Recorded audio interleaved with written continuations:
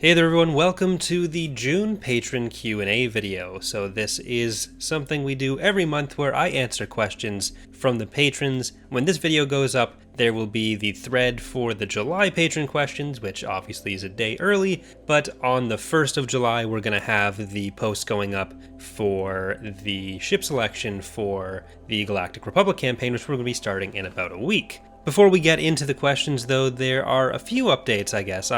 First, the reason that I'm not doing this on video right now and instead using the audio visualizer is because I am still in the middle of the X2 podcast donation goal where I have to grow my facial hair because the goal was met, unfortunately. So I have a beard right now and I don't like it. It feels really weird. I want to get rid of it, but I'm using Facecam on a few live streams, including the X2 podcast. But I'm hoping when it's done, any regular videos that have that are just gone, and I'm never doing this again.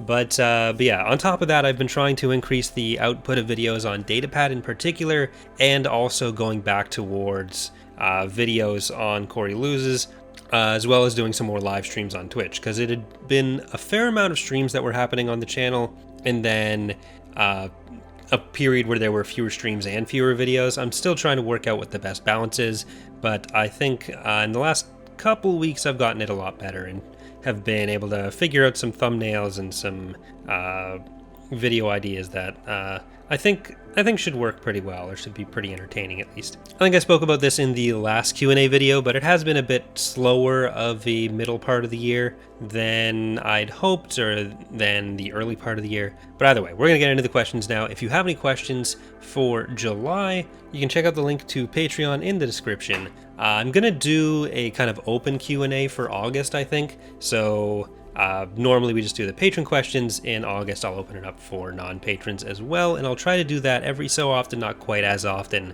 But yeah, so starting with Tritone, says, how's everything for you? Also, what feature or gameplay about your mods frustrated you the most before you tuned the feature or gameplay to how you envisioned it? Or was there something you thought would be fun, but in practice when playing it was not fun? So I'm doing pretty good, thanks. But for the biggest example of that I can think of is actually with Ascendancy, where there was a feature that we were working on relatively early on, where you'd be able to transfer population between different planets, and we were trying to make planets more unique. So certain planets would have a really high population cap and slow growth. Some would have high growth but low cap. So you'd be able to take your shuttles and move them back and forth between planets if you wanted to. But it just ended up not being fun for what Sins is. In TR, I think, and in Ascendancy since then, I think we've gotten better at making sure when we implement the kind of new features, we implement them in a way that you kind of get the basic framework for how it's going to work on the technical side while keeping the impacts slightly minor to begin with.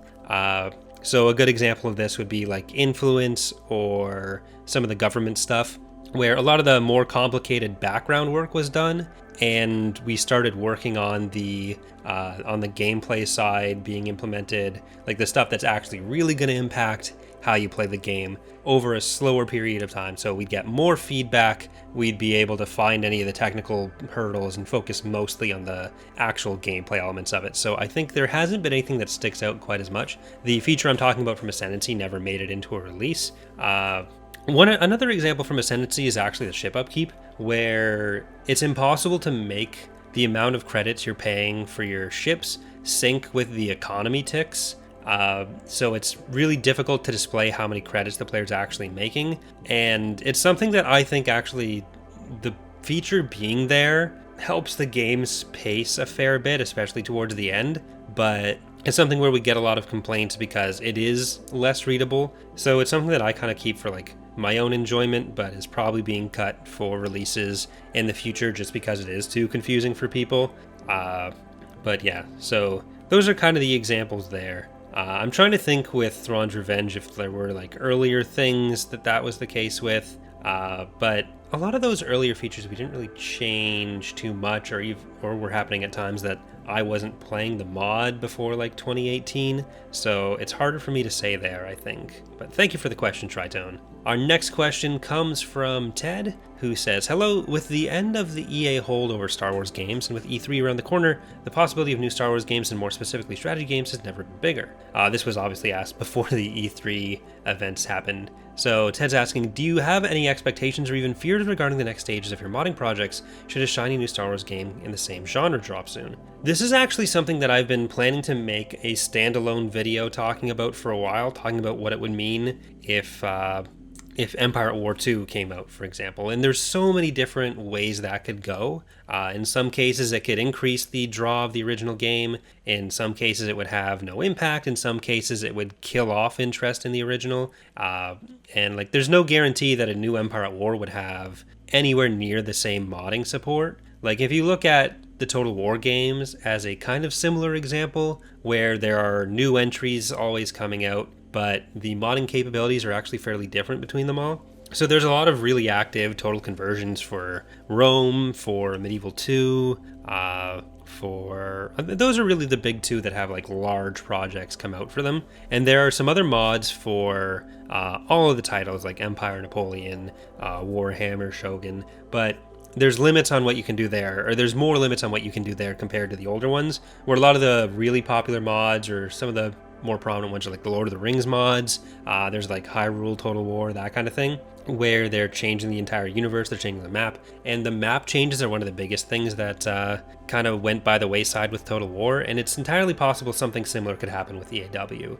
where if there were an Empire at War 2, it would just, if it wasn't moddable, then maybe Empire at War 1 would see a small boost because people are playing both. Maybe some people who play Empire at War 1 and mods for it would just move over to the new thing, but it's, yeah, it could go a lot of ways. So I do want to talk about that in more detail in a standalone video, but hopefully that gives a kind of cursory answer. I do think there's a good chance that we're going to start seeing more RTS games in general. Like, there seems to be a bit of a renaissance happening. Not a huge renaissance, but you've got Age of Empires 4 coming out. There's like still new Total War games coming out, but that's slightly more in the 4X vein, so it was never really at risk. It does have the real-time tactical battles, but like people do, I think of the campaign map as one of the big draws there. And 4X games never really went out of style, but there's also, did I say Homeworld 3? Maybe I did, but there's a lot of RTS games that seem to be in the works right now. So I do think that it, especially with the license no longer being solely in EA's hands, I do think there's a good chance we'll get some sort of Star Wars strategy game eventually. I am sad that we lost the MOBA, but whatever. But thank you, Ted. Our next questions come from Imperial Warlord Star, who asks, if permitted, I have a couple questions I'm curious about. Always permitted. They are, 1, considering the amount of books you've read for TapCaf, have you ever thought of or attempted to write your own book, whether to publish or just as a hobby? Obviously not a Star Wars one, but a book in general for your preferred genre. Not really. I don't think I have the skill set to develop my own like universe or story like that.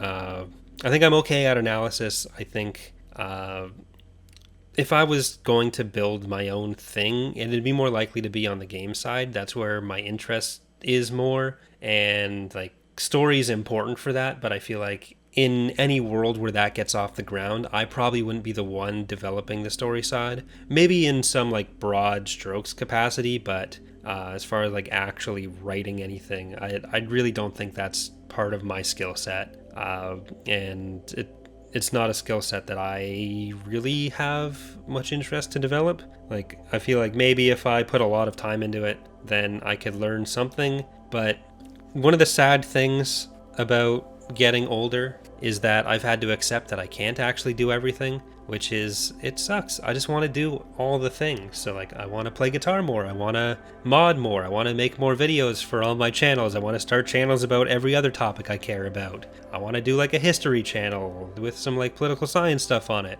I want to do the standalone game, I want to do all the mods possible in every era of Star Wars or even non-Star Wars stuff, but I can't, and that's sad. And then I'm just gonna die someday, so that sucks. But yeah, I don't think that'd ever be really something that I wanted to try out. But The second question there is, if you orchestrated a long, complex, but successful plan to institute yourself as the undisputed world leader with absolute power, kind of like everyone's favorite supreme chancellor or emperor, what would your first worldwide reforms be? Free healthcare, milk in bags, a global ban on sandwiches, etc.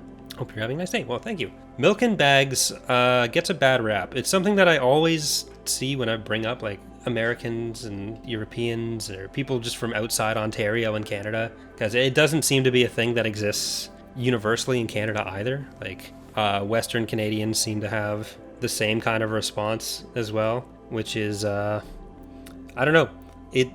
People seem to think it'll go bad, but there's smaller amounts and you drink it faster, you use it faster. Like, you wouldn't want it hanging around for a week. So sometimes we'll get like a carton of milk, but there's nothing wrong with milk bags. If I have like chocolate milk, I'll buy bags of milk.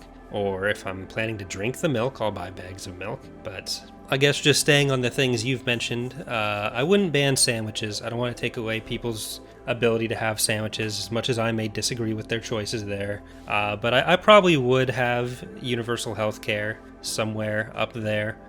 Even just in Ontario, we do have universal health care to an extent, but there's a lot of stuff like mental health care and pharmaceuticals is a big one that just aren't covered. And it's kind of weird because there's some weird cases where it is covered, which would ideally be more universal. But when my mom was sick, so a lot of her treatment would have probably cost a lot of money. But so my mom and my dad owned a small business. It was them and one other employee, plus my brother-in-law worked for them sometimes, but it was like a custom metal fabrication shop. And so when she started getting sick, there were a few months before she got diagnosed with cancer that something was wrong. We knew something was wrong. And we thought she was like having strokes or something, so there were a couple months where she wasn't able to work as much, which meant that the business wasn't doing very well in that period. And it was in a position where it was kind of like it was either going to go under or it was going to take off. And like the email for the business still got a bunch of emails years after she'd stopped, and presumably, I haven't checked recently, but after she's died as well. And so the same day that she got her test results for the cancer, we found out we were losing our house. And so in a lot of places, all your insurance comes from your job. And if you lose your business, that's one of the risks of being a business owner, would be that obviously you're not getting a healthcare package from the business, and especially if the business no longer exists. So we wouldn't have had any drug coverage either through that, because pharmaceuticals are typically not covered in Canada, but they are covered, or in Ontario rather, because it's a provincial thing. They are covered in Ontario if they are, if the pharmaceuticals you're taking are being administered by a public health worker. And I forget if there's more specific terminology for it, but it's something like the Ontario drug plan, where it's like people who are over a certain age, or if it's administered by the public health employees, but whatever the specifics of it are. So after losing the house, my parents moved in with my sister and my brother-in-law for about 8 months. And my sister had a relatively young but large dog who would stay home, and obviously my mom would be staying home as well. So the dog, my sister tried to keep him in a kennel while they were at work, because he was still relatively young and didn't want to leave him alone as my mom's responsibility. But my mom tried to let him out one day, and he was just super excited, and that's why she was trying to let him out so he could just run off some energy. But as he was leaving the kennel, he knocked my mom over and broke her leg. So she ended up being in a wheelchair in my sister's house, which was not very wheelchair accessible. So because of that situation, the drugs that she would have had to pay for, which I think were radiation, I think it was just the radiation that she was doing, she ended up having a healthcare worker come and give her them, which she wouldn't have been able to do if she hadn't had the dog break her leg.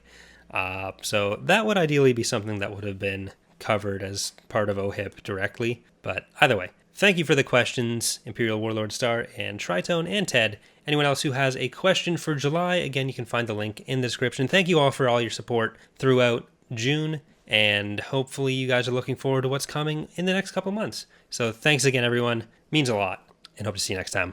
Bye.